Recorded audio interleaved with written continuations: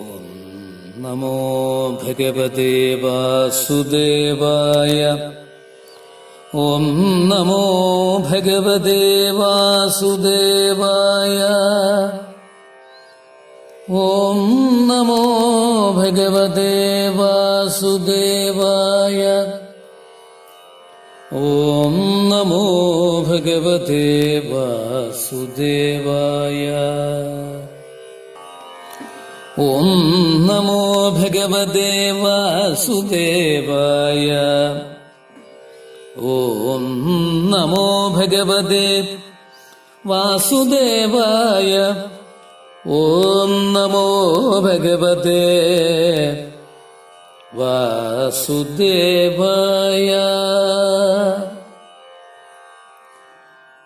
കൃഷ്ണായ വാസുദേവായ. ദേവകീനന്ദനായ ച നന്ദഗോപകുമാരായ ഗോവിന്ദായ നമോ നമഃ. ഹേ കൃഷ്ണ കരുണാ സിന്ധോ ദീനബന്ധോ ജഗത്പദേ ഗോപേശ ഗോപികാകാന്ത രാധാകാന്ത നമോസ്തുതേ ഗോപേശ. ഗോപികാകാന്ത രാധാകാന്ത നമോസ്തുതേ. ഹരേ കൃഷ്ണ ഹരേ കൃഷ്ണ കൃഷ്ണ കൃഷ്ണ ഹരേ ഹരേ.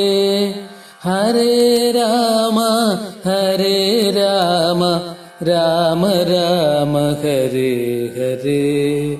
ഹരേ കൃഷ്ണ ഹരേ കൃഷ്ണ കൃഷ്ണ കൃഷ്ണ ഹരേ ഹരേ. ഹരേ രാമ ഹരേ രാമ രാമ രാമ ഹരേ ഹരേ. ഹരേ കൃഷ്ണ ഹരേ കൃഷ്ണ കൃഷ്ണ കൃഷ്ണ ഹരേ ഹരേ. ഹരേ രാമ ഹരേ രാമ രാമ രാമ ഹരേ ഹരേ. രാമ രാമ ഹരേ ഹരേ. കൃഷ്ണ കൃഷ്ണ ഹരേ ഹരേ. കൃഷ്ണ കൃഷ്ണ ഹരേ ഹരേ. ധന്യാത്മാക്കളെ, സുഹൃതികളെ, ഏവർക്കും സാദര നമസ്കാരം. ശ്രീധരീയം ഭാഗവത പഠന സത്രത്തിലേക്ക് ഏവർക്കും സ്വാഗതം. ഇന്ന് ഭാഗവത പാഠം 21, ശ്രീമദ് ഭാഗവത മഹാത്മ്യം 1-ാം അധ്യായത്തിലെ 42, 43 ശ്ലോകങ്ങളാണ് ഇന്ന് ചൊല്ലി പഠിക്കുന്നത്. ബാലോവാച ഭോ ഭോ സാധോ ക്ഷണം തിഷ്ഠ മച്ഛിന്താമപി നാശയ ദർശനം തവ ലോകസ്യ സർവഥാ ഗഹരം പരം. ബാലോവാച ഭോ ഭോ സാധോ ക്ഷണം തിഷ്ഠ മച്ഛിന്താമപി നാശയ ദർശനം തവ ലോകസ്യ സർവഥാ ഗഹരം പരം. ബഹുധാ തവ വാക്യേന ദുഃഖശാന്തിർഭവിഷ്യതി.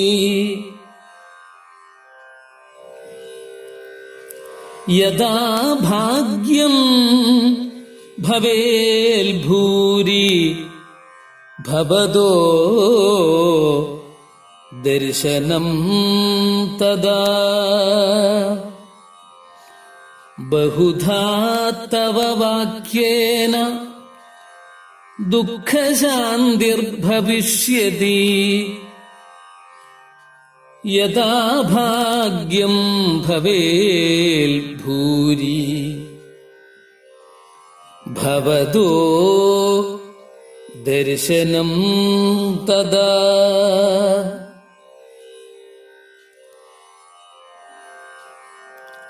ഈ ശ്ലോകങ്ങളിലെ പദങ്ങളും അർത്ഥങ്ങളും നമുക്കൊന്ന് ചിന്തിക്കാം.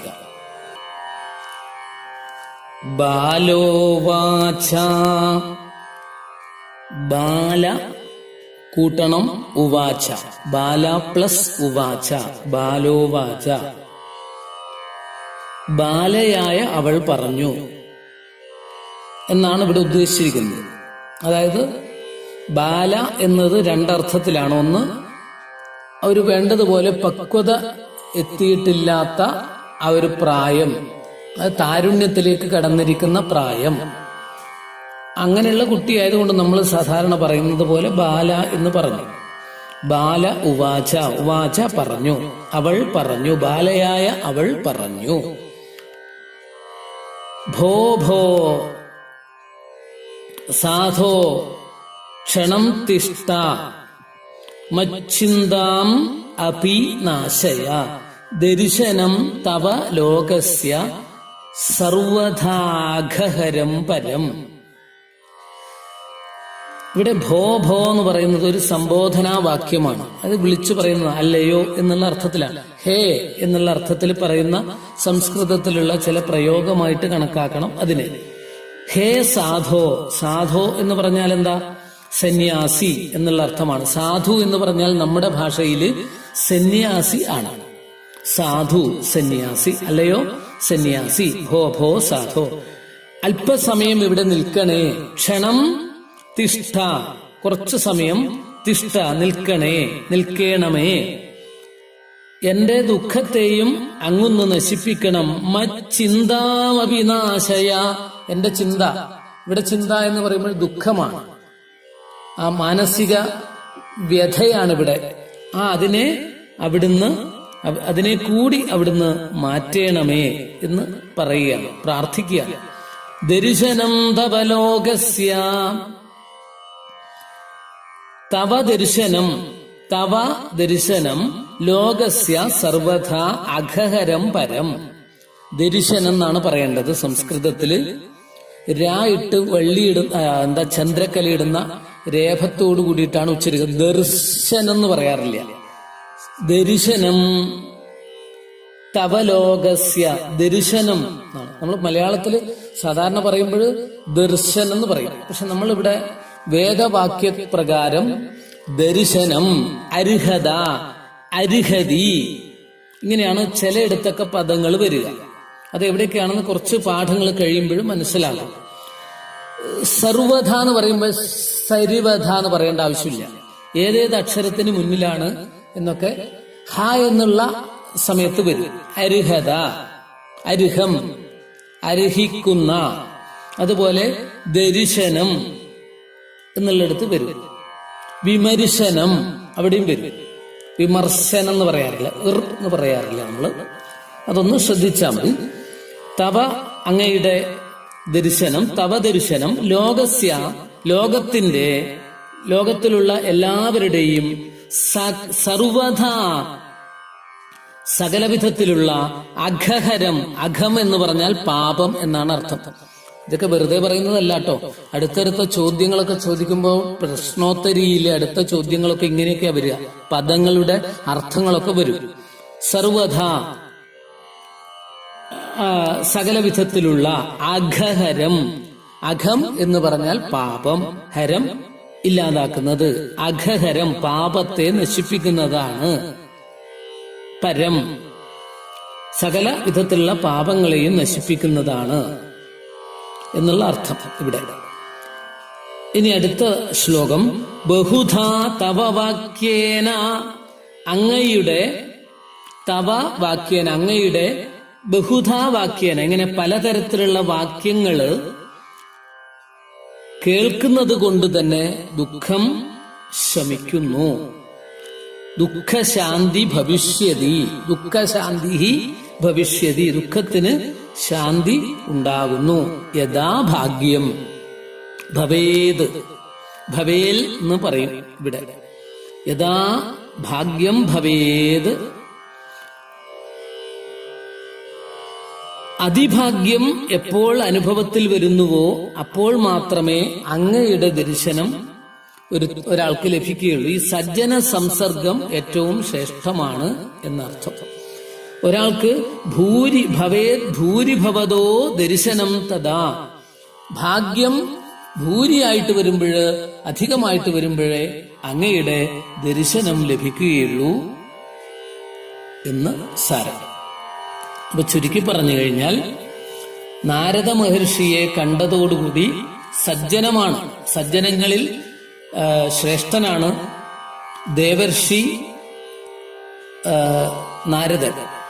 ദേവലോകത്ത് സഞ്ചരിക്കുന്ന ദേവന്മാരിൽ പെട്ടിട്ടുള്ള ആളായതുകൊണ്ടാണ്, ദേവന്മാരുടെ കൂട്ടത്തിലുള്ള ഋഷി ആയതുകൊണ്ടാണ് ദേവർഷി എന്ന് പറയുന്നത്. സാധാരണ ബ്രഹ്മത്തെ ആശ്രയിച്ച് തപസ് ചെയ്യുന്ന ഋഷീശ്വരന്മാരൊക്കെ ബ്രഹ്മഋഷികളാണ്. രാജാക്കന്മാർ ഈ ലോകത്തില് കുടുംബമായിട്ട് ജീവിക്കുകയും അല്ലെങ്കിൽ ഭരണം നടത്തുകയും ഒക്കെ ചെയ്തുകൊണ്ട് അതോടൊപ്പം തന്നെ തപസ്സനുഷ്ഠിച്ച് പുണ്യം സമ്പാദിച്ചിട്ടുള്ള ഋഷീശ്വരന്മാര് രാജഋഷികളാണ്. അപ്പോൾ അതാണ് രാജഋഷികളും ദേവഋഷികളും ബ്രഹ്മഋഷികളും തമ്മിലുള്ള വ്യത്യാസം. അപ്പോൾ ഇവിടെ നാരദ മഹർഷി ആരാണ്? സാക്ഷാൽ ദേവന്മാരുടെ കൂട്ടത്തിലാണ്. അതുകൊണ്ടാണ് ഏതു സമയത്തും വൈകുണ്ഠത്തിലുമൊക്കെ സഞ്ചരിച്ചു കൊണ്ടിരിക്കുന്നത് ദേവർഷി നാരദര്. അങ്ങനെയുള്ള ദേവർഷിയായിട്ടുള്ള നാരദരെ കാണുകയാണെങ്കിൽ തന്നെ മഹാപുണ്യമാണ്. ഇവിടെ ബാലയായ ആ പെൺകുട്ടി അതാരാണ്?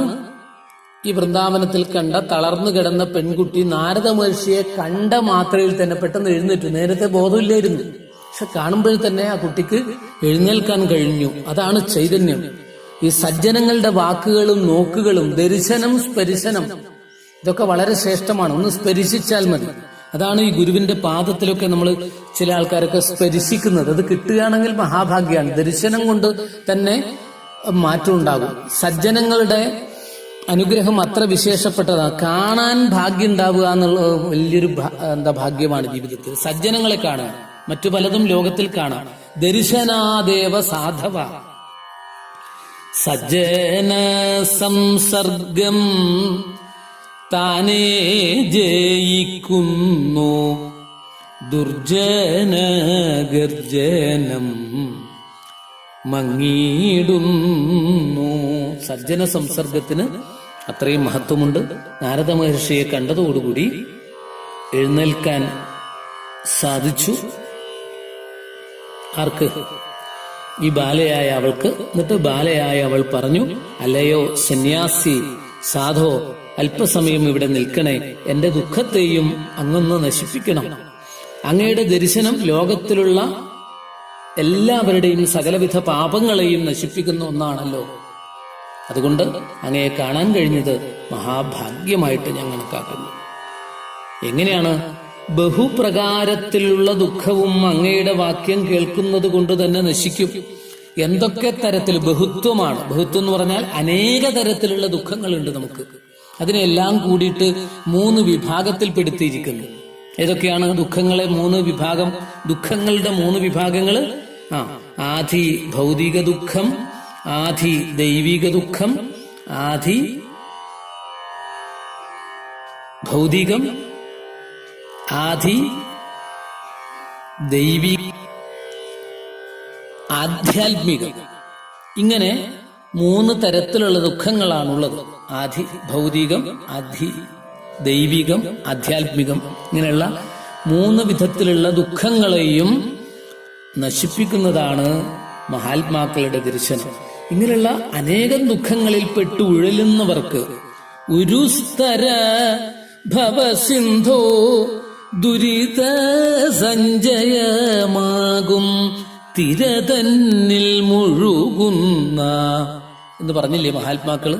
അതുപോലെ പലതരത്തിലുള്ള ദുഃഖങ്ങളുടെ സമുദ്രത്തിൽപ്പെട്ട് ഉഴലുന്നവർക്ക് എല്ലാ ദുഃഖങ്ങളും തീരാൻ അങ്ങയുടെ വാക്യം കേൾക്കുന്നതിലൂടെ സാധിക്കും.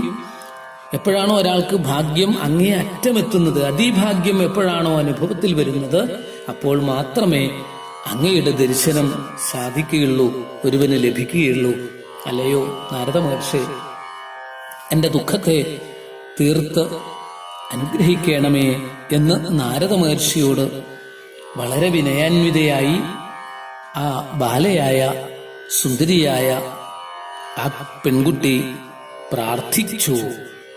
അപ്പോൾ നാരദ മഹർഷി പറയുന്ന മറുപടി, ഇത് വൃന്ദാവനത്തിൽ വെച്ച് കുറെ നാളുകൾ മുമ്പേ കഴിഞ്ഞൊരു സംഭവമാണ്. അതിനുശേഷം എത്രയോ നാളുകൾ കഴിഞ്ഞിട്ട് ബദരിയാശ്രമത്തിൽ വെച്ച് കാണുമ്പോൾ തന്റെ അനുഭവം പറയുകയാണ്. ഫ്ലാഷ് ബാക്ക് എന്ന് പറയാറില്ലേ, അതുപോലെ പറയുകയാണ് നാരദ മഹർഷി സനകാദികളോട്. ഏവർക്കും നമസ്കാരം.